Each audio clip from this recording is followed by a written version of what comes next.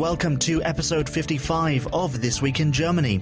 As every week, we'll be bringing the world to Germany and Germany to the world with news from the week beginning the 19th of January 2015. My name's Daniel. And my name's Rob. Each week we bring you stories from German news, society, and culture in the English language. If you want to find out more, including ways to follow us on Twitter, Facebook, Spreaker, and SoundCloud, head over to our website, thisweekingermany.de. This week in Germany, Berlin's top religious leaders stage a vigil for the victims of the Charlie Hebdo attacks, while politicians consider new laws to catch would-be terrorists. But will these infringe on the public's privacy? We take a look at what makes the country's easternmost city a great place to visit. Do you want to know how to be German? Psychologist Sven Rudloff will be joining us each month. This time round, how one crime drama can trace the recent history of Germany and the impact it's had on the country's culture. Jürgen Todenhöfer, our German of the Week, who has spent 10 days with the Islamic State, has now released a new video interview. All that, plus the rest of the week's news in brief, coming up.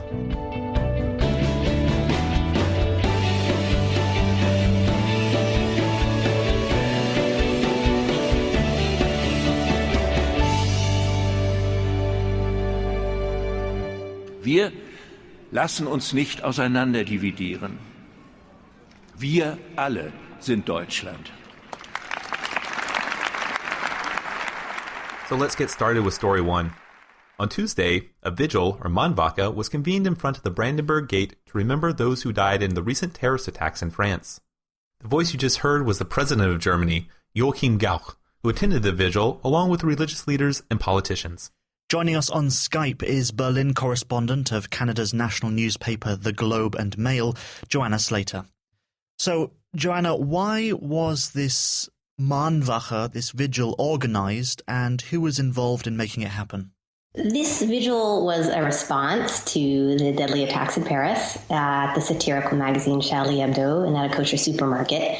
The driving force behind it, the organizers were a variety of Muslim organizations here in Germany, including the Central Council of Muslims and groups representing the Turkish community, the Shiite community, and several more.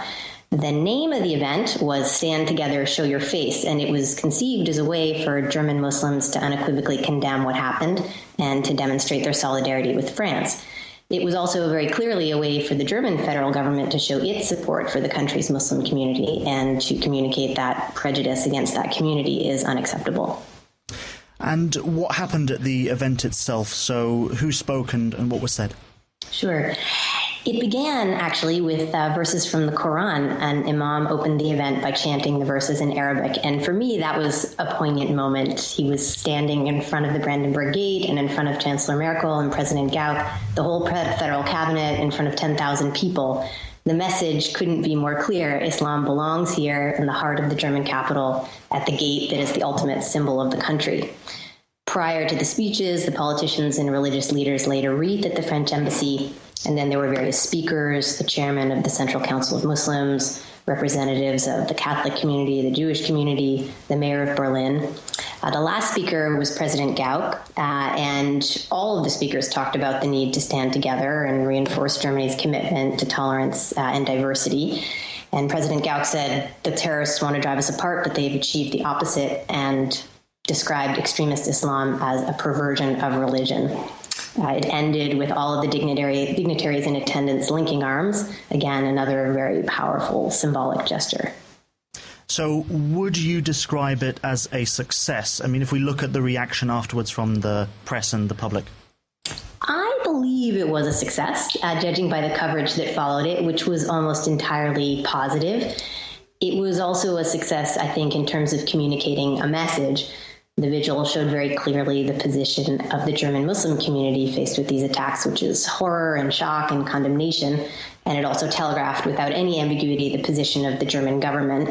You did have some people carping that it appeared to be hastily put together and that the Muslim community did not appear to have turned out en masse to attend. But again, those were the minority.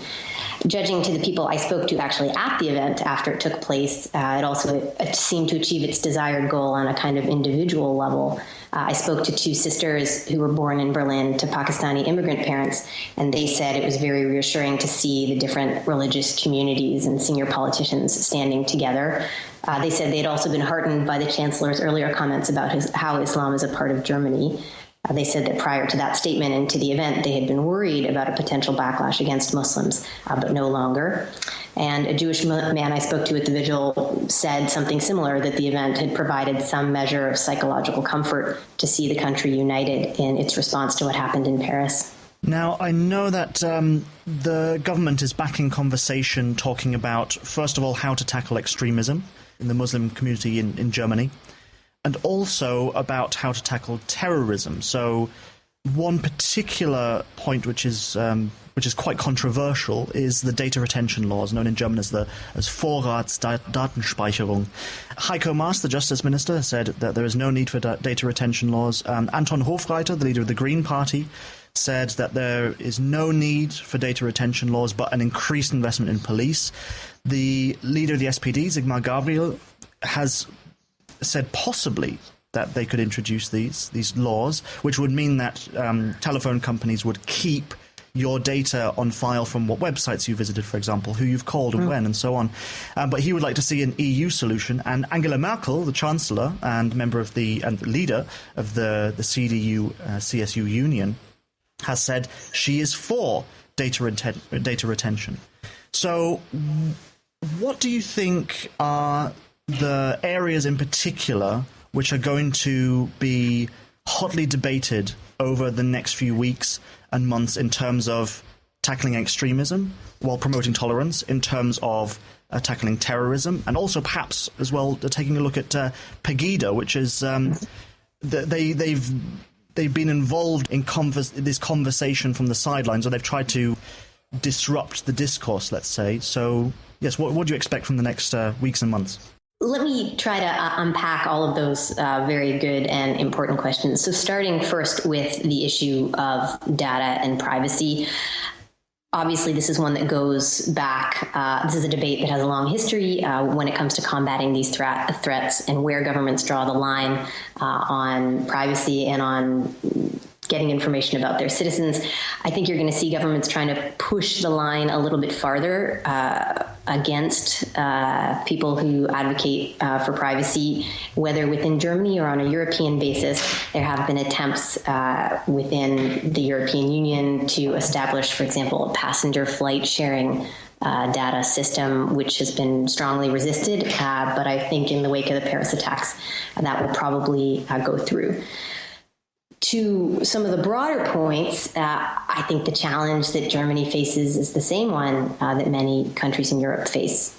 What will be the ultimate legacy of the Paris attacks? Will they end up strengthening right-wing groups who talk about the danger of immigration with an undercurrent of anti-Muslim prejudice? Or will the attacks somehow cement a consensus in favor of diversity and tolerance? It's too soon to tell. And well before the attacks in Paris, the German government was trying to find the right way to tackle Pegida, the anti-immigrant, anti-Muslim protests taking place in Dresden. While the group has been really unable to spread beyond Dresden and was outnumbered by counter-protesters most recently, that challenge remains. So I think events like the vigil on Tuesday night that forge a consensus, that set a baseline for acceptance and understanding, those are very important, as are ongoing efforts to make people feel like full citizens. These are investments in a shared future. And I also think it's important to remember that when it comes to terrorist attacks by Islamic extremists, Germany has never, thankfully, been truly tested, unlike France, Spain, the UK, and of course the US. Okay, Joanna Slater, the Berlin correspondent of the Globe and Mail, thank you for joining us here on This Week in Germany. Thank you so much for having me.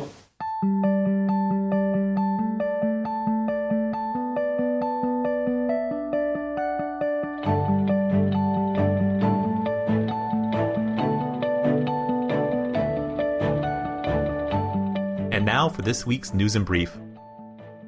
A nationwide debate began this week after a high school student made a post on the popular social networking site Twitter. Her name is Nina, and she wrote a short statement and posed the question on what schools should be teaching students that will soon become adults. She said, I'm almost 18 and have no idea about taxes, rent, or insurance. But I can analyze a poem in 4 languages. This statement even reached the German Minister of Education, Johanna Wanke. She was not upset about the criticism and even thought it was a good idea for students to start topics like this. Not everyone agreed with Nina, though. Another Twitter user responded that school was not there to prepare you for all aspects of life, but to focus on the student's future work life. This topic has become very popular this week and was reposted on the site 15,000 times and favorited 26,000 times. People smoking in Germany must now ensure that they are not breaking any rules where and when they decide to light up. The Federal Supreme Court ruled this week that smoking, or rather the smell of smoke, can be limited to specific times during the day. And this is not just in public, but includes balconies and patios of private residences. As of now, no nationwide time for when smoking is allowed has been set. The federal court said that they would leave that decision up to local authorities. Regional governments now have the power to set smoking bans or smoking time regulations on a case-by-case basis. If you were in northern Bavaria, you might have gotten a free show this past Thursday. A traveling circus was in the town of Schweinfurt, and 8 camels escaped from their keepers. This, unfortunately, happened around 6 p.m., which coincided with rush hour traffic. The camels ran through the streets up to 800 meters from where they escaped, causing both a traffic jam on the John F. Kennedy Ring as well as a traffic accident. One camel was hit by a car.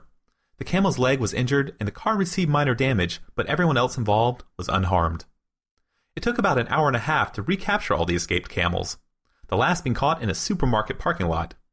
The police are now looking into the case to see if the surrounding fence was tampered with, helping the camels escape. And that's the news in brief. If you'd like a quick and simple way to keep up with the latest from Germany, sign up for our weekly email newsletter, which you can find on our website, thisweekingermany.de.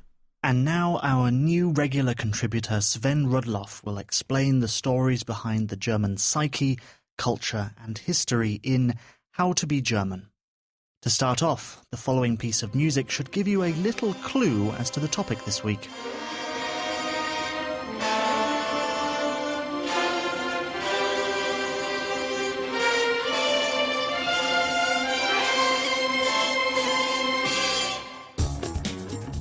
Hello, my name is Sven and I'm a German psychologist.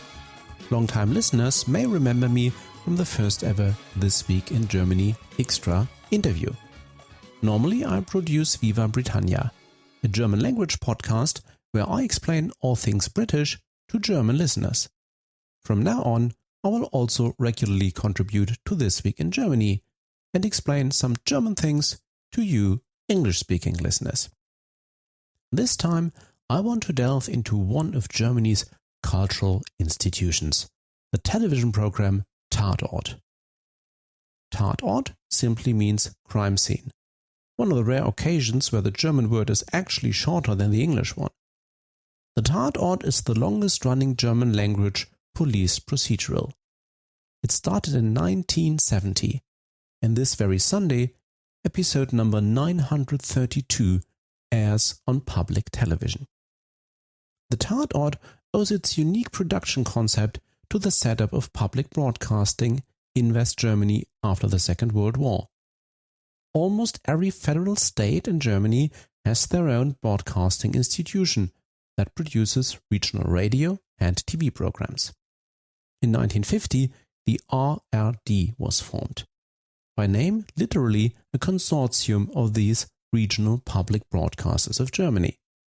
Since then, the consortium together is responsible for the programming of Germany's national TV channel number 1, called Das Erste. In 1963, a second public TV broadcaster was formed, called the Second German TV, or Das Zweite. You see, Germans are not very subtle with naming things after all. In 1970, Channel 2 was quite successful with a new police procedural, so Channel 1 has to come up with some kind of counter-offer. TV producer Gunther Witte suggested a series of Sunday night crime movies to air at 8:15 right after the main evening news. The criminal cases had to be realistic and believable, and the series should focus on the police detectives as the main characters. Every episode had to be self-contained and the case to be resolved at the end, at least in some way. Guten Tag. Entschuldigen Sie, sind Sie Frau Böhler? Ja, die bin ich. Was wünschen Sie denn? Inspektor Müller, Kriminalpolizei. Ich hätte da ein paar Fragen in einer Sache, bei der Sie mir vielleicht behilflich sein könnten. Darf ich reinkommen? In order to spread the financial burden of such an undertaking, every regional broadcaster in the ARD consortium should contribute their own productions to this series. In turn, they got the opportunity to put a regional twist on their productions. So every federal broadcaster got their own team of police inspectors that investigates crimes in one of the region's cities, and often with a local flair. Larger broadcasters even got the opportunity to contribute more than just one police team. At first, the consortium was not convinced, but eventually they signed off on this concept, and it should prove very popular. Before private broadcasters entered the German scene, some Tatort episodes reached 25 million people, or 70% of Western German viewers at the time. Even today, the Tatort still accounts for some of the most seen TV programs in any year. Sure, over the past 45 years, there were quite some changes. In 1971, Austria joined the Tatort, and in 1990, the first Swiss detective entered the scene. Due to the German reunification, the landscape of regional public broadcasters changed, and new teams from the east of Germany started to work on their own local Tatort cases. Still, all the elements of the basic concept that I mentioned earlier hold to this very day. About 35 Tatort episodes are produced every year, and are usually broadcast on a Sunday evening. During longer public holidays like Easter or Christmas, the broadcast sometimes moved to a different day of the week, but it's always on the evening of a work-free day. The opening and closing titles and the title music of the Tatort have remained unchanged in all these years. You can indeed call it a German cultural institution. The Tatort is one of these TV programs you simply grow up with. Some Germans watch it every time, but many simply have their favorite police teams they follow. In total, about 80 different teams have been active so far, some for many years and some only for a few episodes. I, for example, have known the Tatort police teams from Munich and Cologne for about 2 decades, and even the quirky team working in my former university town Münster has been around for more than 10 years now. This specific team, by the way, is the most successful at the moment in terms of viewership. Ist ermordet worden. Oh. Aha. Wer macht denn sowas? Traditionally, well-known TV actors take up the role of a Tatort detective, but sometimes both future film stars are made in Tatort, and sometimes quite successful film actors are tempted to return to TV via this series. Even for them, the working time that the Tatort demands is manageable. As there are only about 35 episodes every year, there are almost 20 different teams at work at the moment. This means that you only get 1 or 2 episodes per team in every given year. Especially in the early years, the Tatort detectives were often lone wolves who may have had a support team but were still the sole protagonist in the story. Over time, and especially since the 1990s, it's usually 2 similar ranking police officers working together. In case of the much-loved Münster team that I mentioned, it's scruffy police inspector Frank Thiel on one hand and his accidental partner in crime-solving, the stuck-up forensic scientist Karl Friedrich Börne, who also happens to be Thiel's landlord. They don't really like each other, but they always end up hunting murderers in the picturesque surroundings of Westphalia. The Tatort cases should be realistic, and so over the years many hot topics of the time found their way into the series. Already the very first episode, called A Taxi to Leipzig, covered a case spanning both West and East Germany. The first scandal occurred in 1977 when the series depicted the relationship between a schoolgirl and her teacher, including nude scenes of actress Natasja Kinski, who was only 16 years old at the time. For her, the daughter of the infamous Klaus Kinski, it was the start of an international career. And today this episode is one of the classics and no longer seen as scandalous. Similarly, social topics like homosexuality and transgender, political topics like the wars on the Balkans or the Middle East, or simply the impact of the German reunification on the country, they all have influenced and been depicted in Tatort cases. So, if you're interested in a piece of enduring German TV history, start watching. You don't have to know the history of the different regional police teams, as each episode is self-contained. You need, however, to understand German. Individual episodes have been exported to up to 50 countries, but to my knowledge, there is no translation for every single episode. After all, the Tatort is more a loose collection of 90-minute-long crime movies and not a continuing TV series. But for Germans, it's simply one of those things.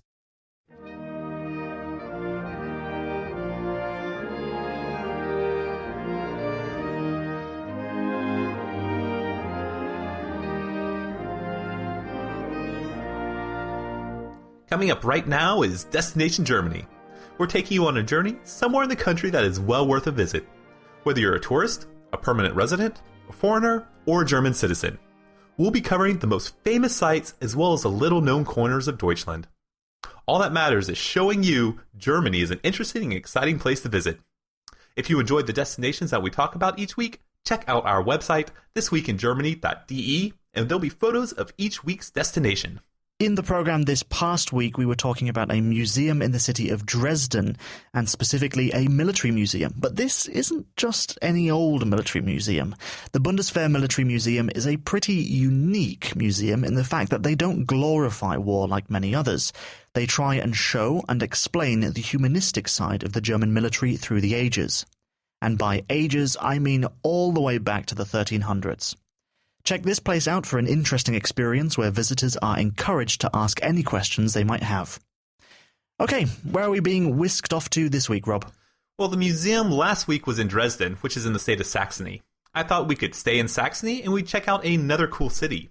This week we're going to the furthest point east that is still in Germany. Right on the Polish border, we're going to check out the city of Görlitz and what it has to offer.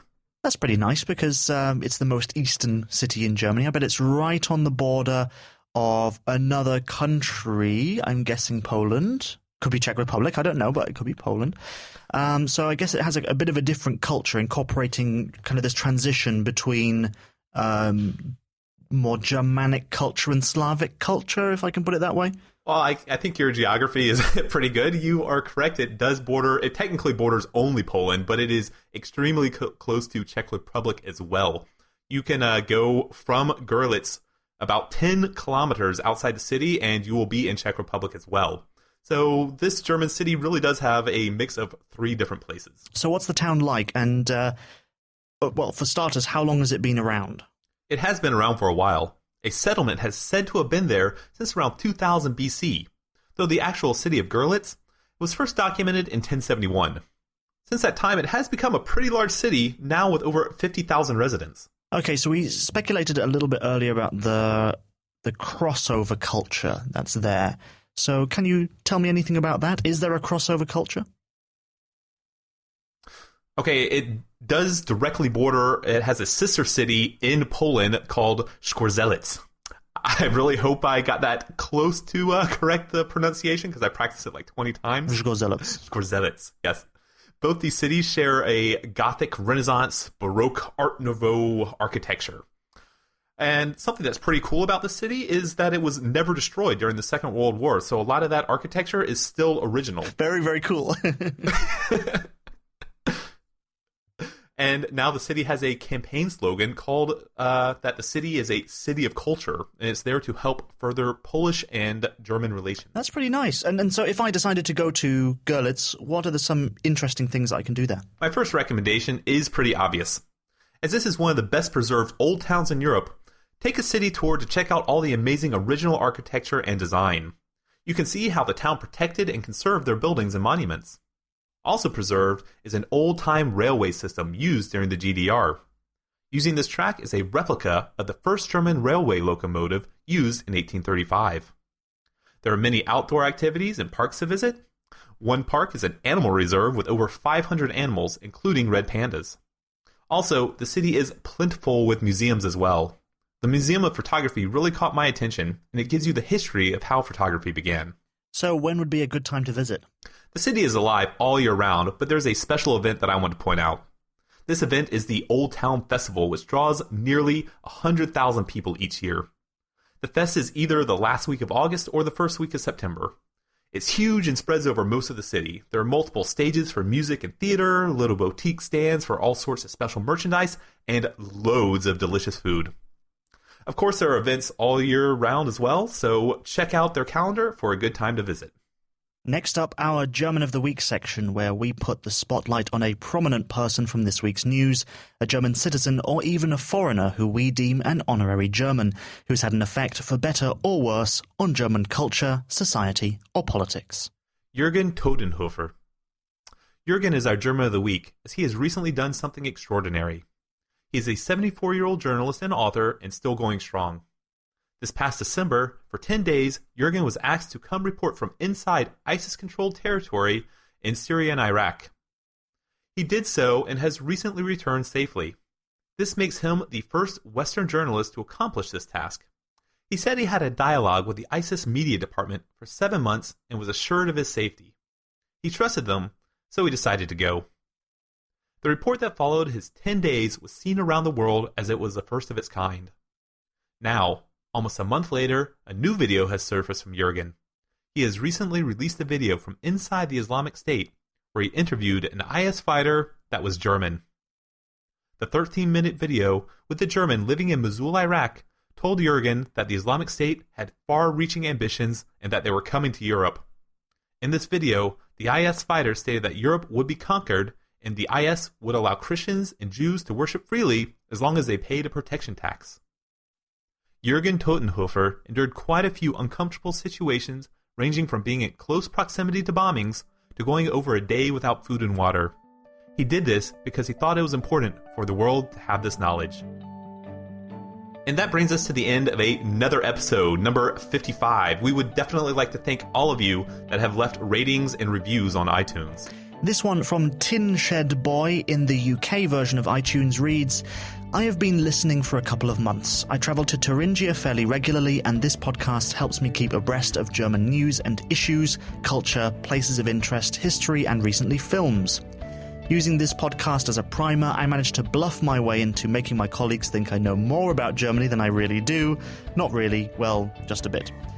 I like it because of its easygoing presentation, informative features, and most of all, as far as I can tell, completely unbiased news reporting. Thanks, Tin Shed Boy. If you are an iTunes subscriber, please leave us a rating and review. It's one of the ways that you can support us, our podcast, for free, and it helps us find even more listeners. This Week in Germany is produced by me, Daniel Winter. It is written and presented by myself and Rob Bishop.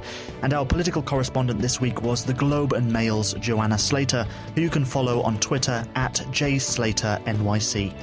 And the How to Be German feature was produced by Sven Rudloff, who will be back with us more next month. In the meantime, you can listen to his German language podcast about the United Kingdom at vivabritannia.de. If you'd like to get in touch, subscribe to us on iTunes, get a weekly email update, or follow us on Twitter, Facebook, Spreaker, or SoundCloud. All those details are on our website, thisweekingermany.de. Thank you for listening. We'll be back next Monday with more of This Week in Germany.